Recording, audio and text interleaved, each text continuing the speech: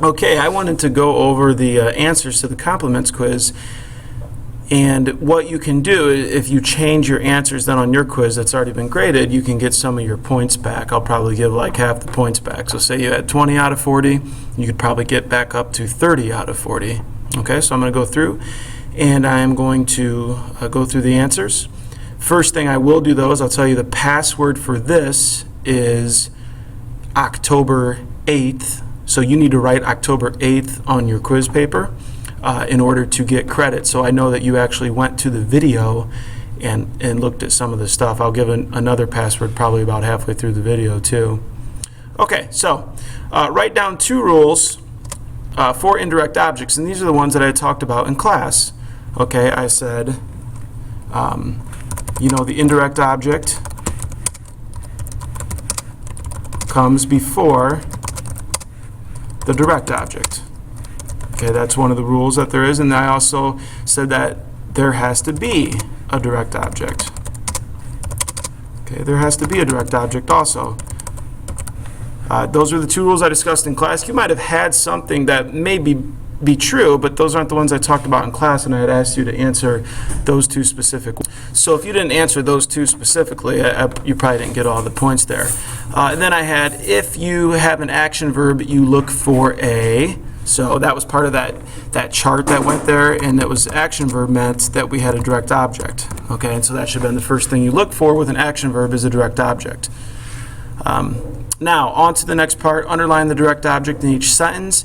If there is an indirect object, circle it. Put your initials in the bottom right-hand corner of the paper. Some sentences may not have either. Write none underneath those sentences. Now, right in the middle, the reason I put your initials in the bottom right-hand corner of the paper is you have to be paying attention to directions. If you're not paying attention to directions, you're not going to answer things correctly. If you don't answer things correctly, you're not going to get credit for them. Okay, I want to make sure that you always read directions, and you should continuously be doing that. So I'll put little things in quizzes like that, and if you didn't do it, you would have missed a point. So, the direct object in each sentence, underline. If there's an indirect, circle it. Number 1, we ate steak for dinner after the meeting, okay? So you have your subject and verb, we ate. What did we eat? We ate steak. Okay, so steak is our direct object there.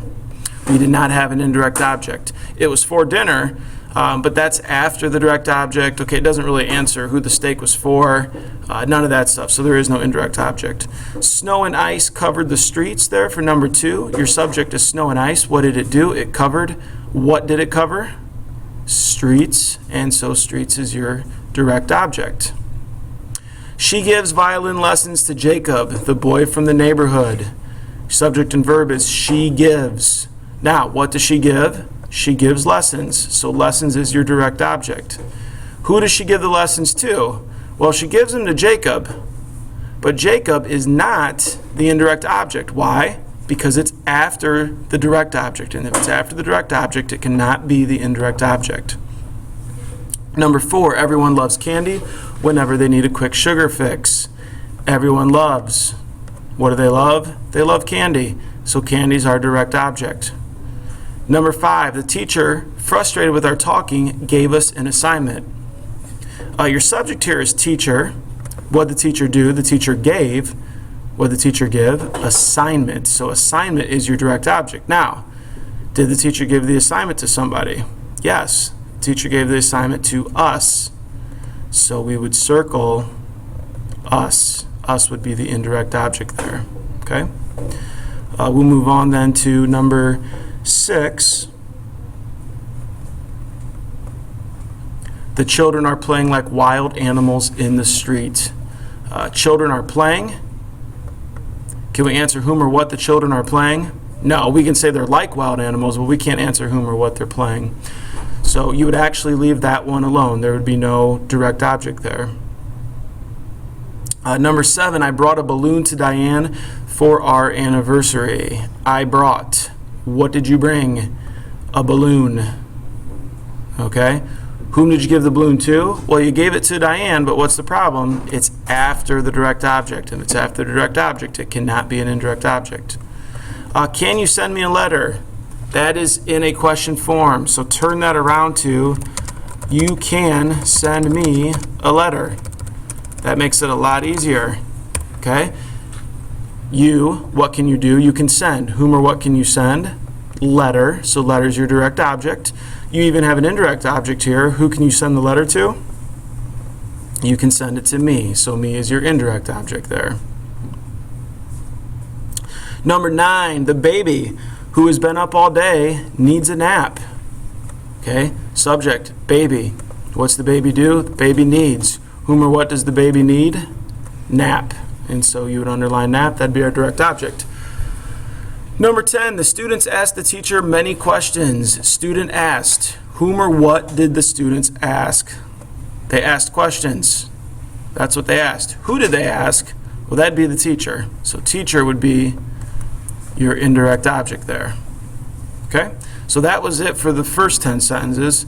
Now we moved on to the second part, and the password for the second part is just going to be I like candy. So if you write I like candy on your paper, that will let me know that you've gone through the first part of the video. Okay, so that should be on your test so you can get credit for doing the work. So we have circle the linking verb in each sentence, then underline the predicate adjective or predicate nominative. Write PA or PN above it. Circle the word linking in the first sentence of these directions. There are some directions that I threw in there, so you should have circled the word linking in the first sentence of the directions. Okay? If it is an action verb, write action and stop. Okay, so if it was an action verb, you would not have to continue on there. You would just write action, then you wouldn't show predicate adjective or predicate nominative because it's an action verb. So let's go ahead and do these. After the long hike, the scouts were hungry. I'm not going to be able to circle on this all the time because it kind of takes a while to do it. So I'm just going to kind of highlight what should be circled, and then we'll talk about if it's predicate adjective or predicate nominative. After the long hike, the scouts were hungry. Were is your linking verb right there. Okay, you had were. And what were you, or what were the scouts? They were hungry and tired. They were hungry and tired. So that's describing the scouts, so that should have been predicate adjective. That should have been PA. Number 2, George Bush was our 41st president. Was is our linking verb. Okay, what was Bush? He was the president. George Bush was the president. Now, president is renaming George Bush, and so it's predicate nominative. President's a thing, a person, okay? So it's predicate nominative, so you should have PN there.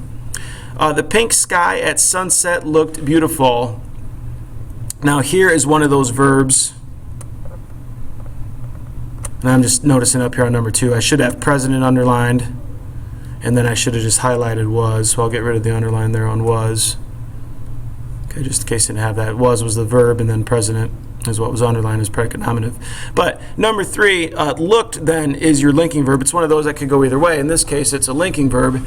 And then beautiful is how it looked.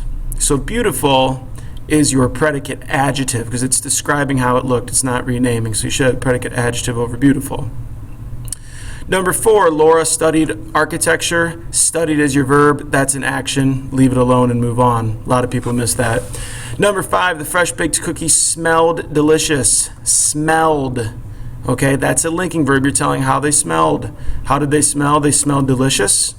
Delicious is a predicate adjective. Number 6, after the rain, the river is muddy. Is always an automatic verb. In this case, it's linking. What is it? It's muddy. I'm going to have to retype that. Oops. It's muddy. So muddy is your predicate adjective. It's describing the river. The prairie wildflowers were daisies. Were is your linking verb. Okay. What were the wildflowers? Wildflowers, they were daisies. I did it again here. Hold on one second. They were daisies, and so you'd want to go ahead and you'd want to underline daisies, which I just misspelled again, but we're just going to move on. And that's a predicate nominative because daisies is renaming the wildflowers. Okay, number 8, Raphael looked happy about his test score. Looked is your linking verb there. How did Raphael look? He looked happy. Happy would be describing Raphael, not renaming him, so it would be predicate adjective. Number 9, his excuse sounded silly to me. Sounded. Okay, sounded. Sounded is a linking verb there. How did it sound? It sounded silly. Silly is a predicate adjective because it's describing how it sounds. Finally, number 10, John felt embarrassed about his actions. John felt is a linking verb there. How did he feel? He was embarrassed. Embarrassed is describing John, not renaming him, so it's predicate adjective.